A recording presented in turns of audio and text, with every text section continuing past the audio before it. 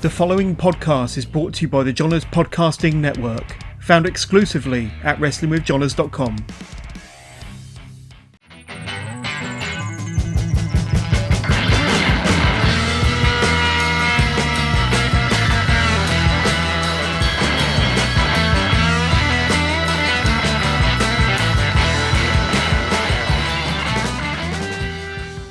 Casting your mind back a few months now to this here. A WrestleVersary 4 from your hometown, the Cheltenham Town Hall as well. And here's a picture of the fantastic venue itself. We're going to talk about kind of this match here and your journey with Southwest Wrestling, because when we last spoke, I think you hadn't long had your debut for Southwest Wrestling in Cheltenham against a certain Nina Samuels at the Frog and Fiddle. Now, what's a kind of a full circle moment going from a couple of years ago, making your debut in Cheltenham for Southwest Wrestling, albeit a different venue, to this past June at the Cheltenham Town Hall in front of hundreds of your fans, your friends, your work colleagues, your family members, where you became the Southwest Wrestling Warriors champion. And I'll bring up some pictures here because it really was a very, very special occasion. Cast your mind back to that day in early June, earlier on this year. Do you still get kind of goosebumps when you think about that day, that whole occasion and the outcome? Yeah, that show was very special to me. I always say that, New Wave is my home promotion because obviously it's where I train.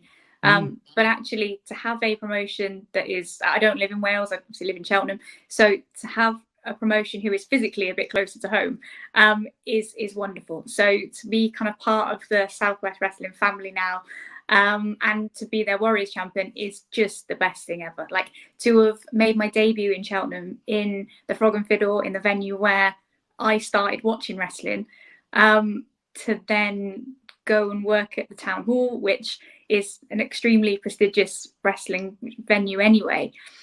To win the Warriors title there was just amazing. And we built up a story with obviously myself and LA Taylor and Charlie Morgan, and Jetta was there as well. So it was really lovely to work with those two, and obviously to work with LA Taylor as well. And to be able to win the title in my hometown with, like you said, my friends and family and work colleagues was fantastic. And the mayor of Cheltenham, he was in the crowd, which was lovely. And the mayor of Cheltenham was actually the chairman of Cheltenham Town Football Club, who I've supported my whole life. So to be able to go and shake the mayor's hand, who was also the chairman of the football club I support, was quite cool. That was a quite nice little moment. And yeah, it was a really, really lovely day. To be able to work in that venue was amazing. And to be able to win a title there was very special. So I'm going to bring up some pictures here of the match itself. Such a wonderful venue. I've worked in there a few times, but this is easily one of the best shows I've ever seen or been a part of. Yeah, absolutely incredible. Your match against Charlie Morgan and LA Taylor. That was, I believe, the pin for the 3 counts. It was, yeah. And Rory handed you the championship. There you are with your hand raised aloft. Enjoying every moment and thoroughly deserving of. And I got a message and it just said, are you free WrestleMania weekend? And I'm like, yeah, what you got in mind? And I just got sent a tweet of Matt Cardona saying, I challenge Kane at WrestleMania.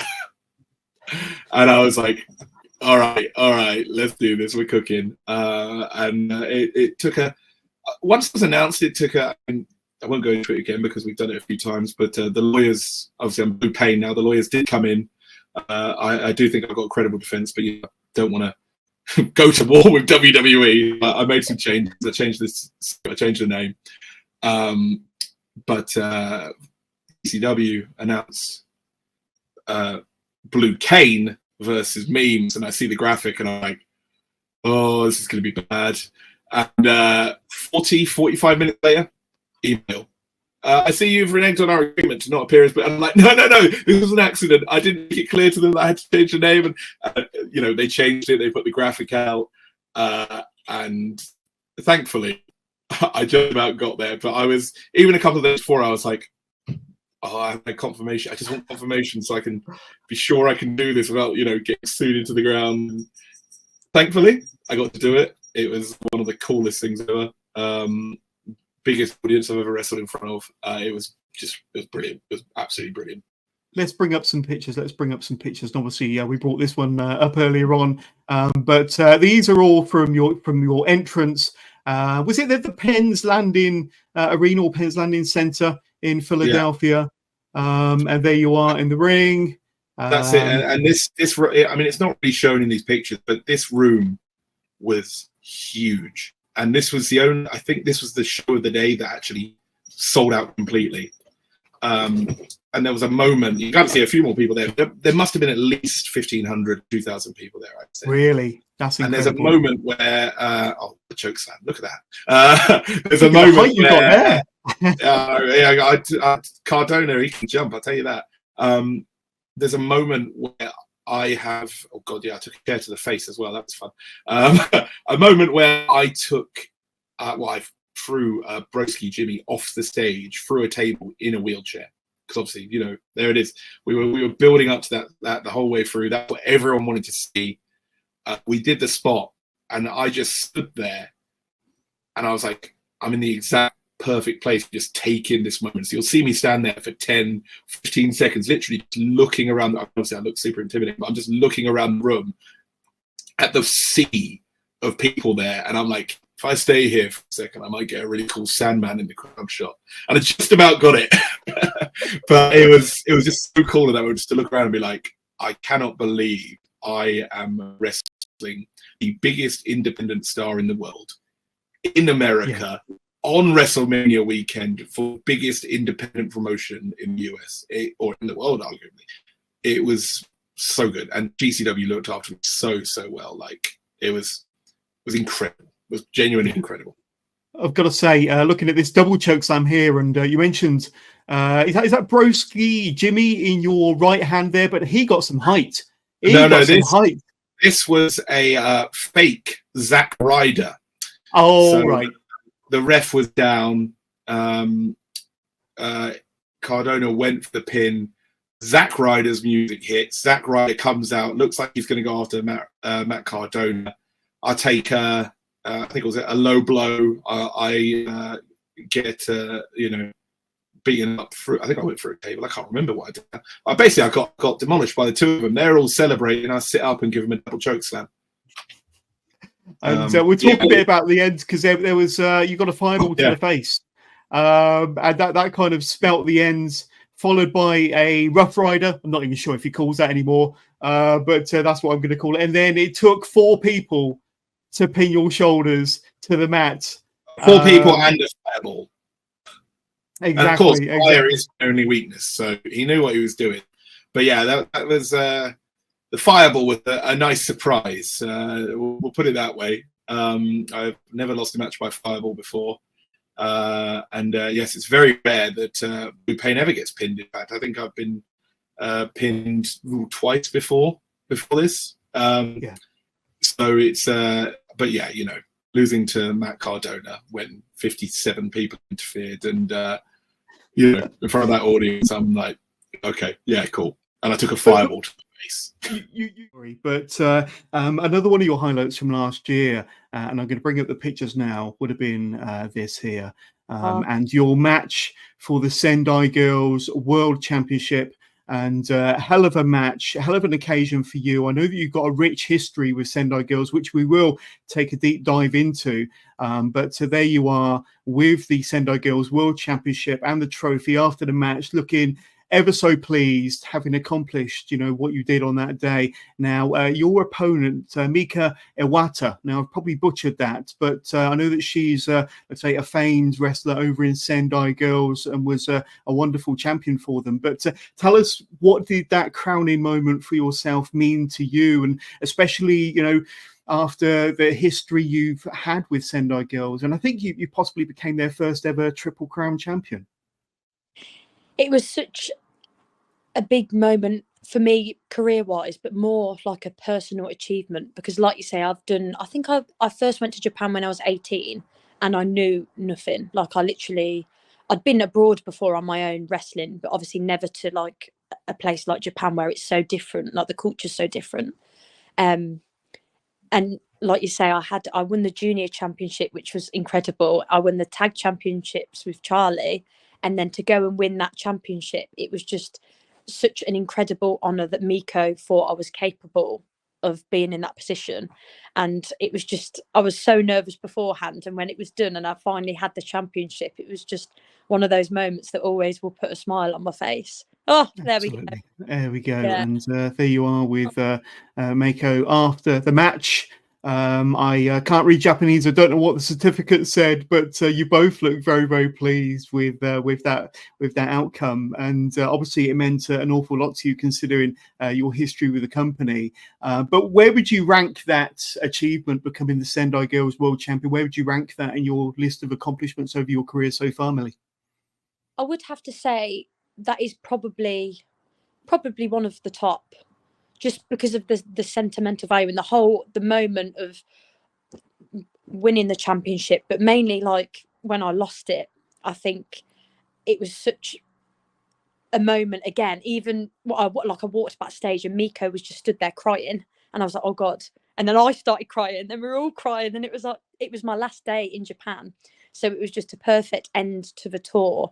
And it was just a really happy, although obviously I lost the championship, hopefully I'll get it back one day, but it was just a happy moment, like a full circle moment. And I was just happy that Miko saw something in me when I was 17, 18 training. I didn't really know what I was doing, and now that she's trusted me and we now are real life friends, and I do see her outside of wrestling, it's just nice that all came from that one moment.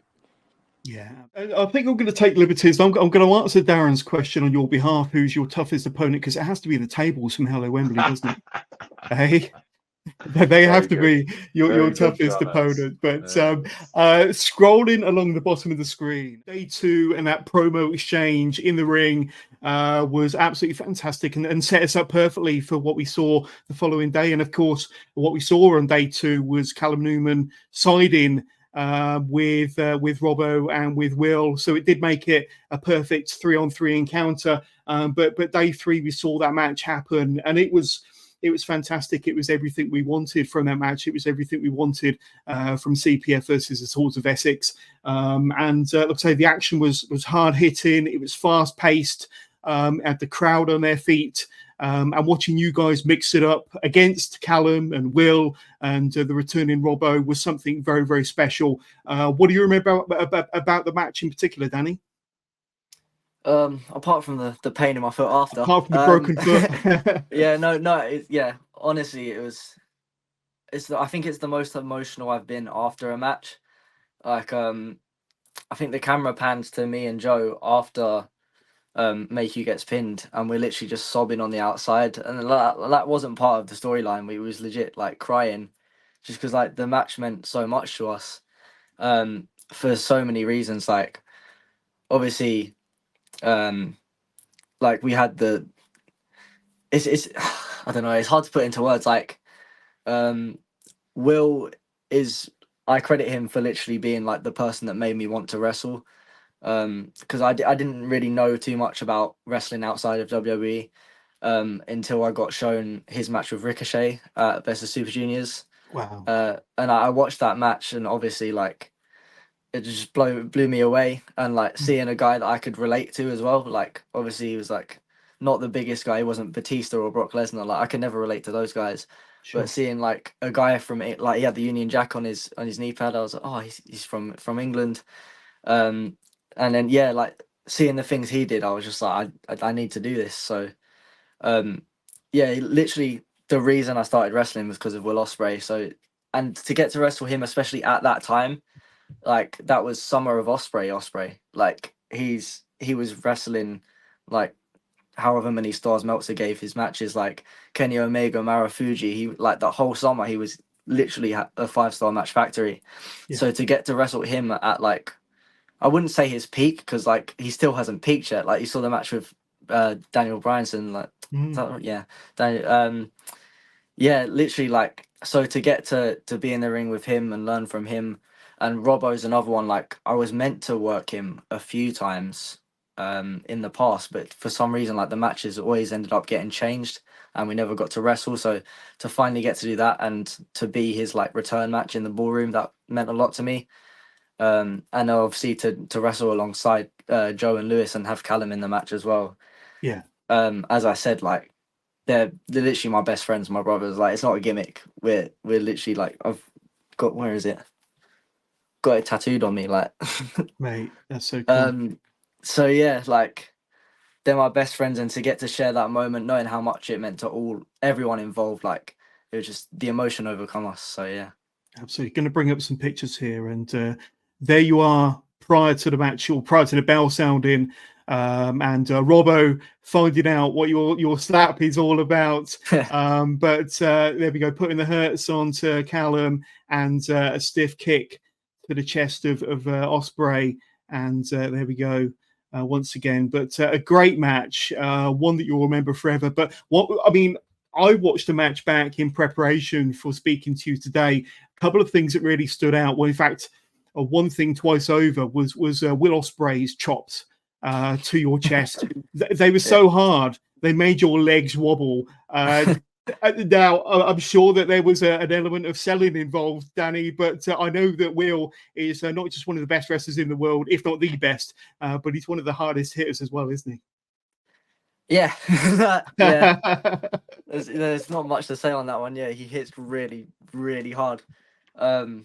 Definitely up there, like probably I'd say top 4 people whose chops hurt the most is Will's, no particular order. Will's up there.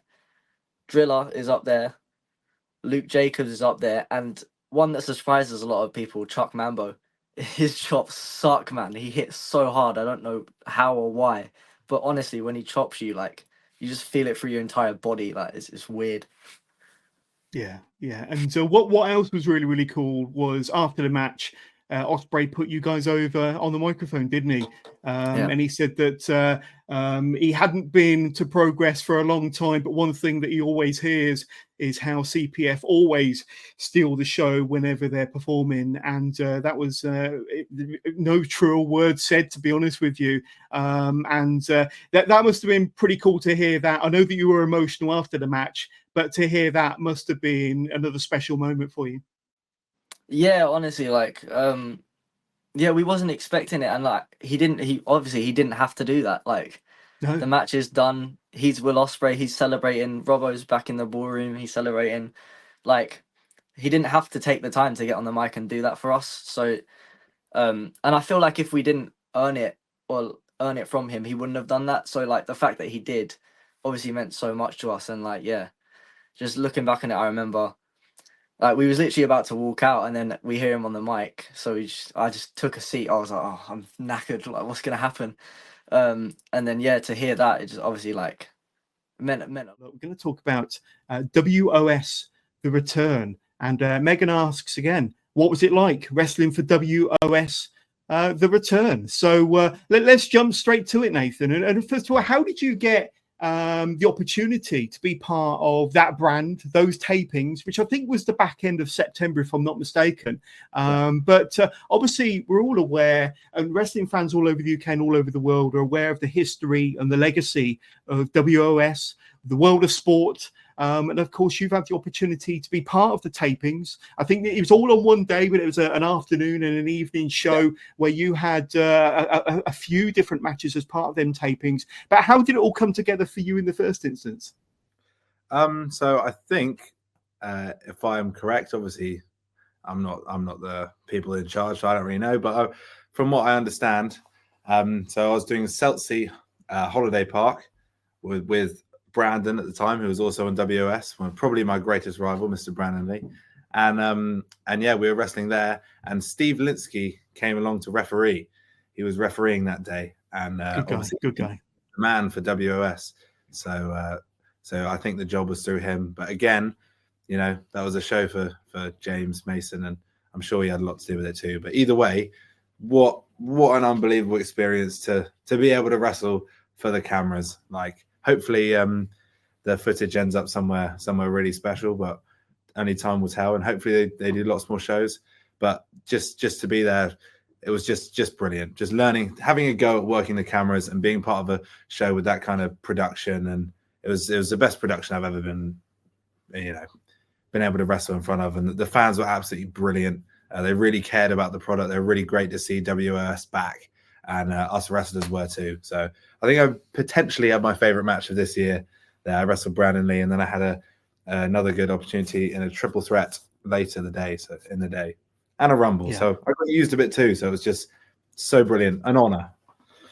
Indeed, you had 3 matches. Let's bring up some pictures because that's what I like to do. And that was the initial graphic advertising your involvement with WOS, the return. You mentioned the fans. What a great atmosphere! What a great production! And kind of that's kind of as professional as you're likely to get. Yeah. And obviously you filmed as a bit of a trailer for ITV, bit of a pilot, I should say. Here's some action shots where you involved in that rumble. A face-to-face with your greatest foe, Brandon Lee, of course, with one of your patented flying elbows. But a great occasion, and you had 3 matches there. There's the absolutely stacked lineup from the biggest and the best from around the UK and further afield. But a great occasion and a fantastic locker room to be a part of, Nathan. Absolutely. It's always great when you're in those locker rooms and you just know that you're going to learn from everyone. It's to be the rookie. I think I was the youngest man on that show. Maybe Jack Land he actually was on it too, but thereabouts. And just all these guys that have done so much in wrestling and people that on the shows I'm doing I don't often meet. So I've never really had Shah Samuels be able to watch my match or like any of the other guys. So there was a lot. It was brilliant. It was absolutely brilliant. Brilliant locker room.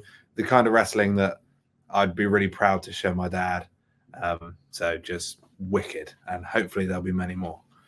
Yeah, and one of your favourite matches of the year, you said, against Brandon Lee, and we're going to talk a whole lot more about Brandon Lee, but obviously a privilege and a thrill to be a part of it. And you don't know, I know you can't let the cat out of the bag, Nathan, but you don't know kind of how far along the process of maybe this airing on terrestrial TV or some streaming platform. Well, what do you know? What can you tell us? What I can say is, from what I understand, everybody was really happy with how it went. Both, everybody behind the scenes, and I think all the wrestlers did the job that they wanted to see. So I'm really hopeful that something will come of it. But I'm just as excited as all the fans, really. So we'll wait and see. But following that match with Simon Quest and Jess getting beaten by the future-proof champion at the time, LA Taylor, this was you were on. This was the look on your face. I think that the picture, the face there, says it all, doesn't it? Really, you were clearly pissed off at what had happened. The title had been cruelly stolen from you.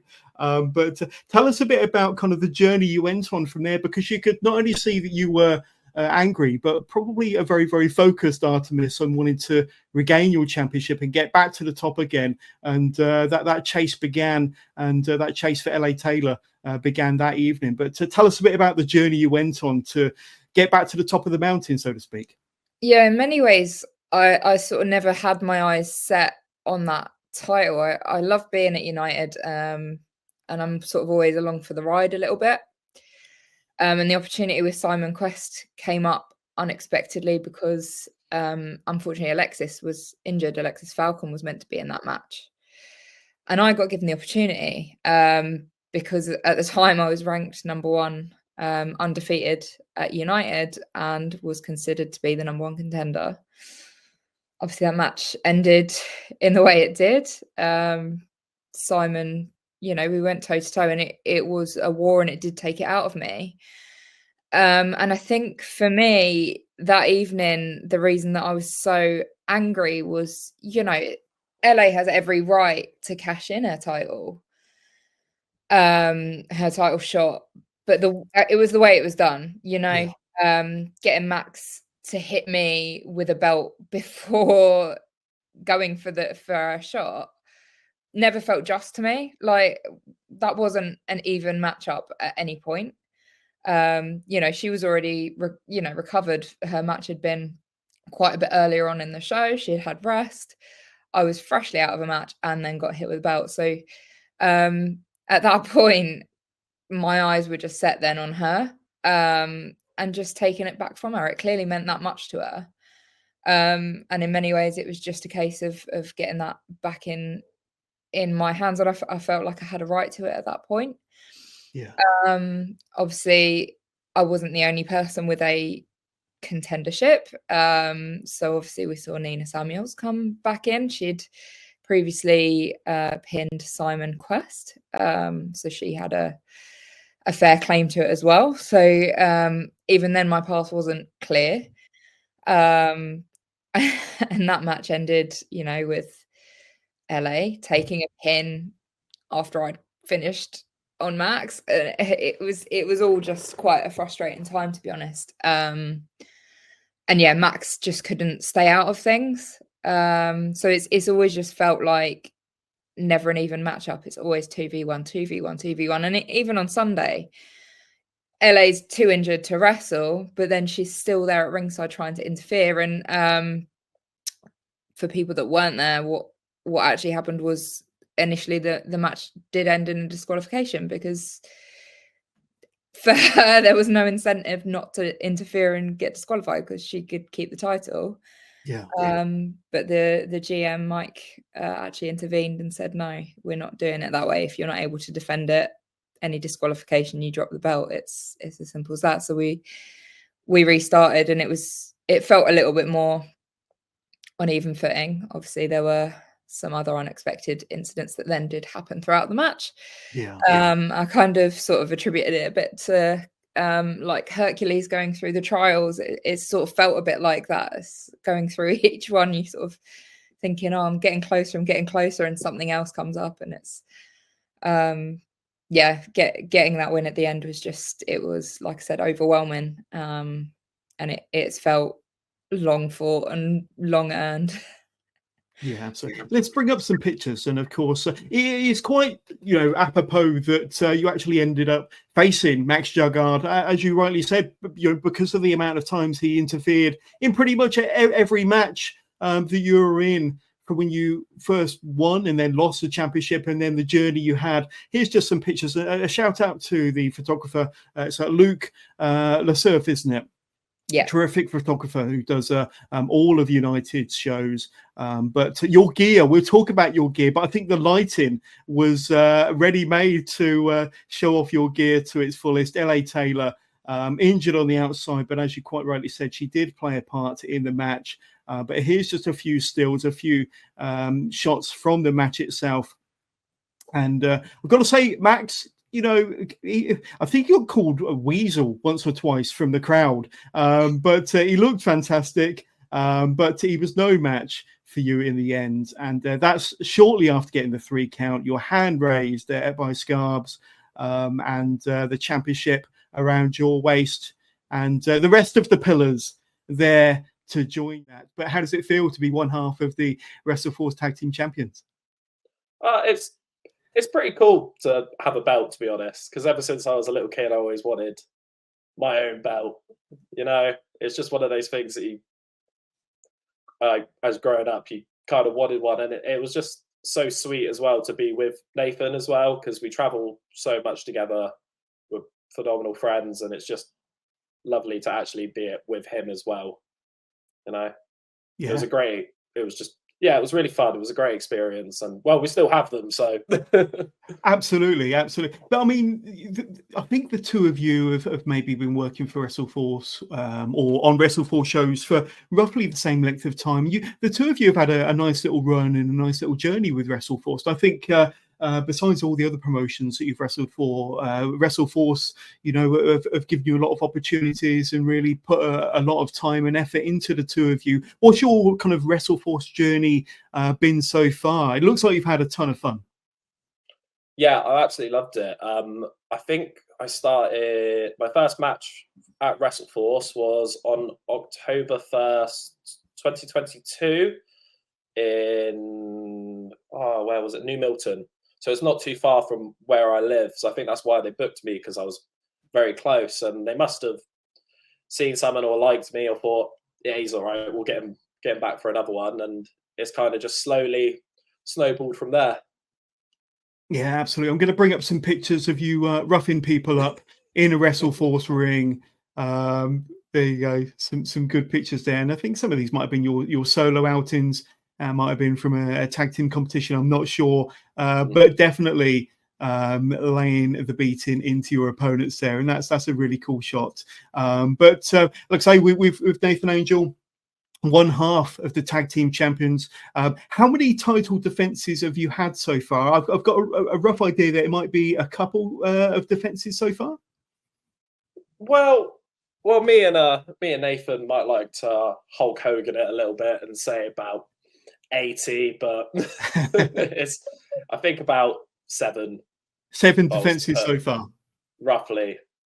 See, that's not bad. And what I did like about some of these photos, I'm going to bring it back up, is the teamwork from the two of you as well. And I recognise Kieran Lacey because I've worked with him a couple of times at shows, and he was actually alongside Mark True in his Progress debut this past Saturday.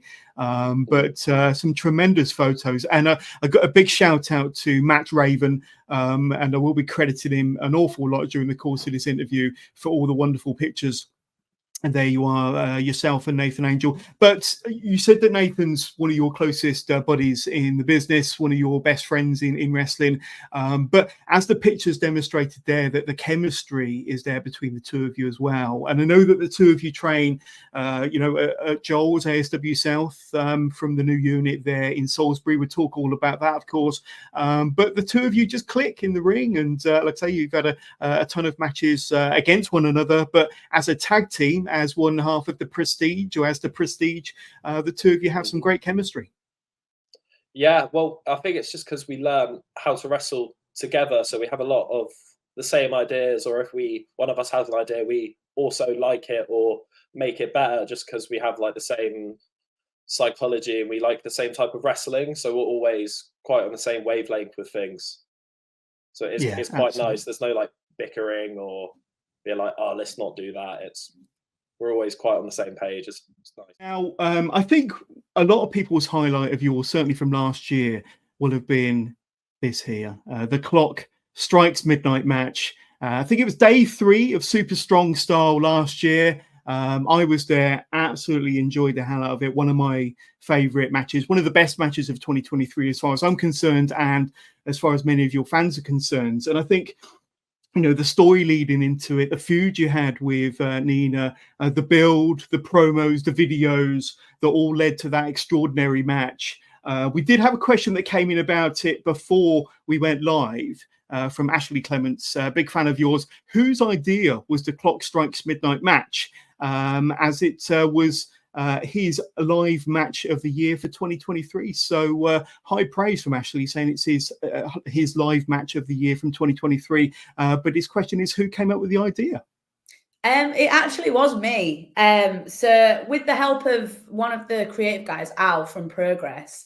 So how it kind of all started was I said, like, I was so sick of doing the rock chick coming out as the gimmick at Progress, and the problem was that at Progress that's why people liked me, and I was just like, oh man, I don't know how I'm gonna be what I want to be and what I still feel like I'm evolving into now, without and still keep the fans kind of on side, because like this is a girl that they've got behind.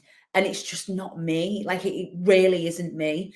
And we were spitballing ideas, and the idea of a Disney princess inspired match was something that was really good. And I watched I know it is a heel match, but the only one that was ever done that is even remotely similar, but it's still nowhere near the same, was the do you remember when Regal did that match where like they win? I think it was like via a roll up, and then the woman would come on the mic and be like, "Oh, it's in the rules. You can't win via a roll up." And then I know which one you're on about. I do. I can't specifically remember the exact match, but I just remember seeing that and being like, "That's a cool concept."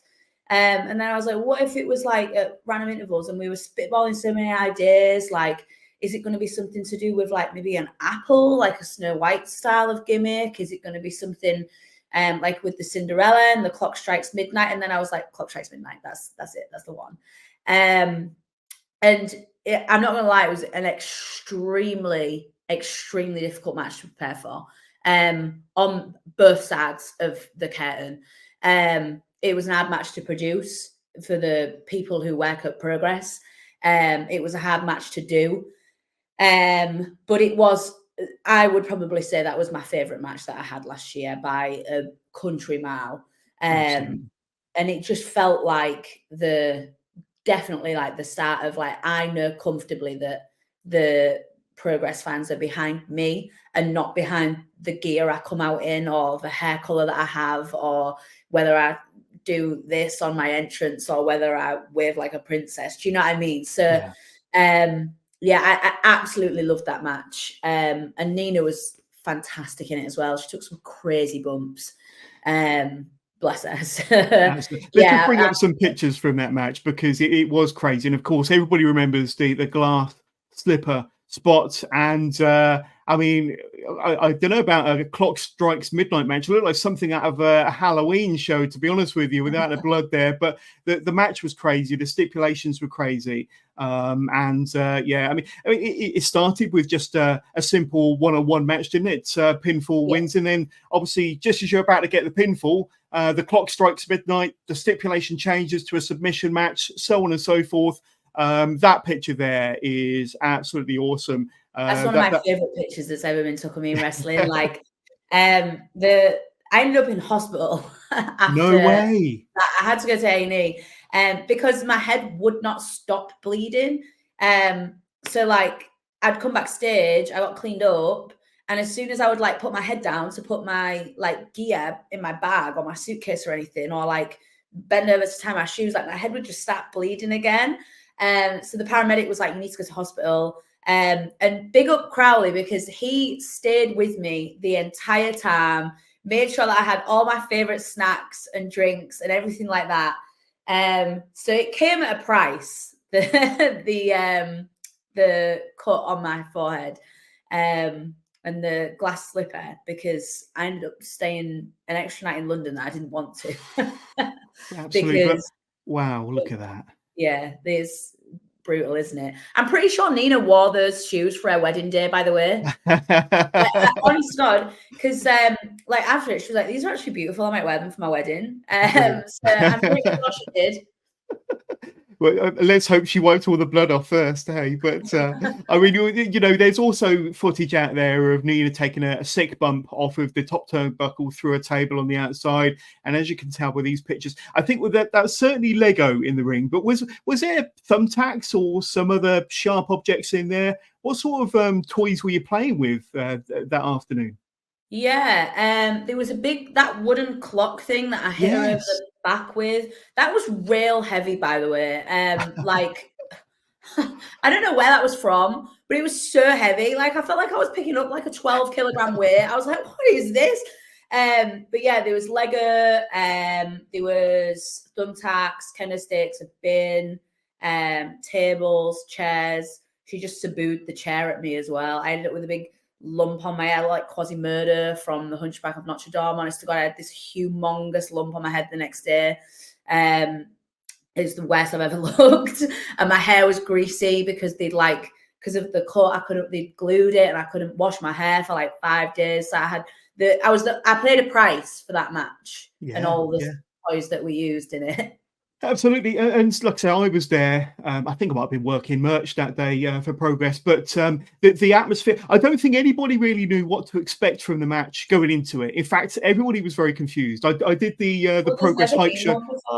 Yeah, no, this is it. And I did the Progress hype show with Mike Angus leading into Super Strong Style, and we couldn't really tell much about it. Now, the kind of really cool thing about it was the single show that really sold Super Strong Style for a long time. That single match, it was advertised months before Super Strong Style, and off the strength of that one match, they pretty much sold out Strong Style before they even started announcing any other matches, didn't they?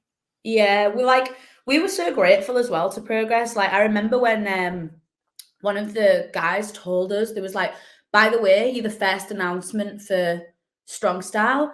And it didn't even like register in my brain, because I was like, oh, well, they must mean the first match announced for Strong Style, because surely they've got like 16 people to announce.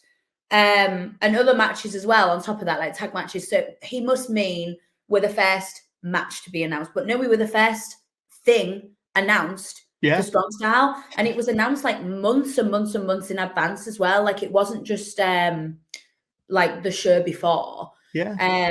So yeah, that was real cool.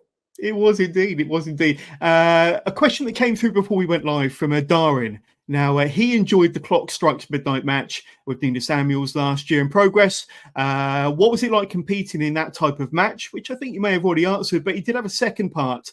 Will there be another Clock Strikes Midnight match in the near future? And if so, with whom? So I think that the Clock Strikes Midnight match could be classed as maybe your signature match now. So you can kind of take this around with you. But if there was another Clock Strikes Midnight match with yourself, possibly in Progress, who would you like to get in there with? So it's difficult to answer that one, to be honest, because obviously now I'm with Crowley in Progress, and the cheeky little buggers are now part of the Progress roster as a duo and a tag. So it would have to be some sort of tag match, but there's not really been anything big happen yet that I think would justify it, because it's just as brutal on me as it is on my opponents. But I do want that kind of to be my match now, because I know that there's not one like it ever. Like I say, the only one that's really even similar is that one with Regal. Sure. And it's just not quite the same. So I think if anyone did one now, I would be like, oi, hang on 1 minute. That's my, like, that's mine right there. Don't be robbing that off me. But yeah, I'm not sure who it would be yet, but hopefully it would be part of a tag match. Absolutely. I can't see it going any other way, really, considering I'm not allowed to wrestle for the women's championship. You need to trademark and copyright that match stipulations so that nobody else can take it or take it as theirs. That's what I say. I'm gonna, but they're that stressful, to be honest, that anybody that even wanted to rob it, I think I might even just, if they do, I would be fuming, but I'd be like, go on then, try it and see if you want to do it again. Like, try it. And Crowley sends through another message, but a bit more serious this time. In all seriousness, stupidly hardworking, more now than ever, an absolute star in the making. And then, but enough about me. Alexxis is great as well. I hate him. I honestly thought for a second he was being genuine. I did. I'm going to smack him when I see him. Oh, God, Crowley. Unbelievable. What a twat. What a twat. He is. I've sang his praises on this as well. Little rat. Unbelievable. Right, that's enough. I'm not showing any more of his comments.